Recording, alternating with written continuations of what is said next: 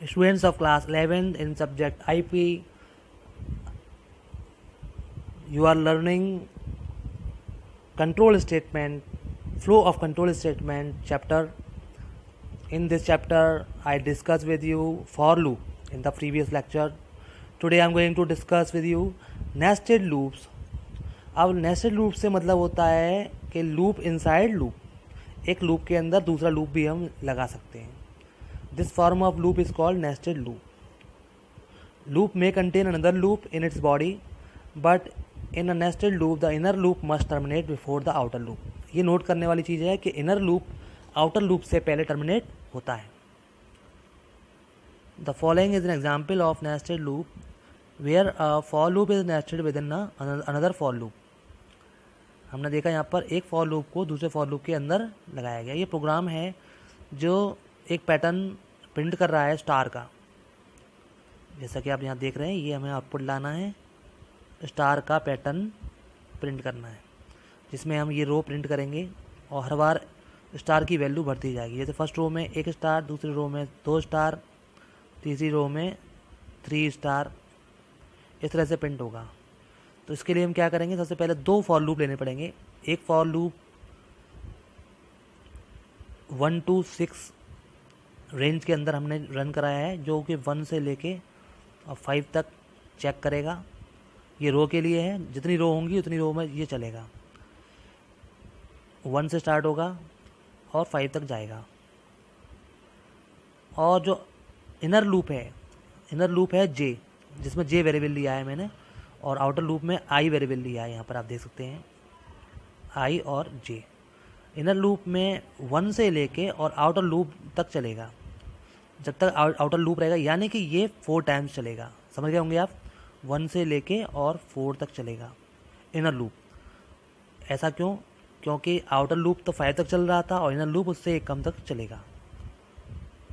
अब आपको समझ में आया होगा 4 टाइम्स प्रिंट क्यों कर रहा है. ये 4 रो प्रिंट इसलिए कर रहा है क्योंकि हमने 2 लूप लिए हैं. एक आउटर लूप है जो कि 1 से लेके 5 तक चलेगा, और इनर लूप 1 से लेके आउटर लूप के एंड तक चलेगा. आउटर लूप 5 तक चल रहा है, इसलिए इनर लूप 4 तक चलेगा. जैसा कि मैंने आपको बताया था कि inner loop must terminate before the outer loop.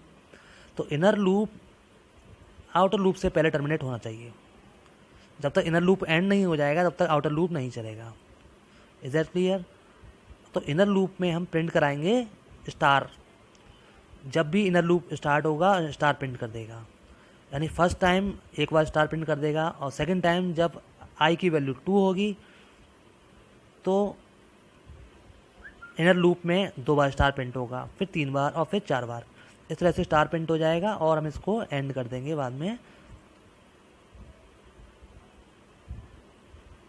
Last में हमने इस लूप से बाहर एक एम्प्टी प्रिंट स्टेटमेंट दिया है. वो ये बता रहा है कि हम चाहते हैं कि प्रिंटिंग हो नेक्स्ट लाइन से, वरना एक लाइन में स्टार प्रिंट कर देगा सारे. और ये इनर लूप के आउट में लगाया है हमने, और आउटर लूप के अंदर लगाया है. यानी आउटर लूप जब भी चलेगा इनर लूप खत्म होने के बाद में, तब वो नेक्स्ट लाइन से प्रिंटिंग स्टार्ट करेगा. यानी कि फर्स्ट जब होगा तो पहली लाइन में प्रिंट करेगा, जब 2 होगा तो सेकेंड लाइन में प्रिंट करेगा. यानी कि इसका काम होगा लाइन को चेंज करना. Now it is clear to you what is the use of for and how can we use nested for loop, यानी loop inside loop.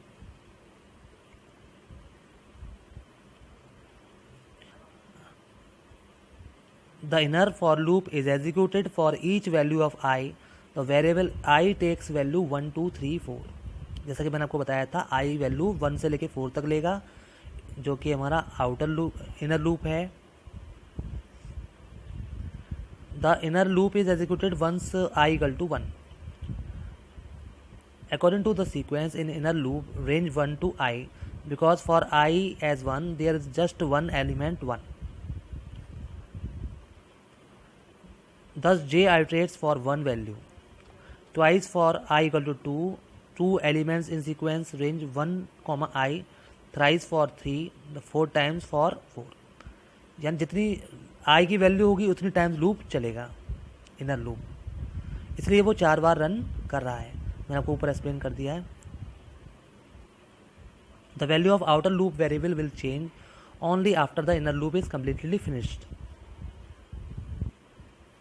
After completing the chapters, you will solve the exercise, objective type questions, OTQ, multiple choice questions. Number 1, in a Python program, a control structure, इनमें से एक बताना है आपको, direct the order of execution of the statement in the program. ये सही है, direct the order of the execution in the program. An empty statement in Python is pass. सही है, आपको बता चुका हूँ, पास होता है, इनमें से और कोई नहीं है empty statement. The order of statement execution in the form of top to bottom is known as. जब टॉप टू बॉटम एग्जीक्यूशन होता है किसी भी स्टेटमेंट का, उसे क्या बोलते हैं? सीक्वेंस बोलते हैं. The construct allow to choose statement to be executed depending upon the result of the condition. इस कंस्ट्रक्ट को सिलेक्शन कहते हैं. Which construct repeat a set of statement a specified number of times. इसको repetition बोलते हैं या iteration बोलते हैं. एग्जाम में आइट्रेशन भी आ सकता है इसकी जगह पर. Which of the following statement will make a selection construct. इनमें से कौन सा सिलेक्शन कंस्ट्रक्ट को बनाता है? इफ और if else. Which of the following statement will make a repetition construct. Repetition construct while में और फॉर में होता है, अभी बताया था मैंने आपको. In Python which of the following will create a block in compound statement. Block बनता है statement indented at a lower same level. What signifies the end of a statement block or suit in Python? A line that is indented less than the previous line. आप समझ गए होंगे indentation क्या है. ये line indented होती है previous line से पहले.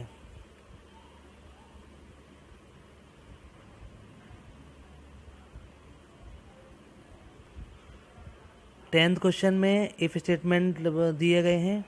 ये पूछ रहे हैं इनमें से कौन सा स्टेटमेंट एग्जीक्यूट नहीं होगा सक्सेसफुली. तो फर्स्ट वाला तो एग्जीक्यूट हो जाएगा क्योंकि फर्स्ट वाला ओके है. सेकंड वाले में प्रॉब्लम है, इसमें हम कोलन लगाना भूल गए हैं. लूप के एंड में यहाँ पर कोलन लगता है, तो यहाँ पर कोलन लगाना भूल गए हैं. और ये सी वाला नहीं एग्जीक्यूट होगा क्योंकि सी वाले में हमने इंडेंटेशन की गड़बड़ कर दी है. दोनों का लेवल सेम कर दिया है, जबकि इंडेंटेशन होता है यहाँ पर वो गैप देके प्रिंट करता है. डी वाला करेक्ट है और ए वाला करेक्ट है.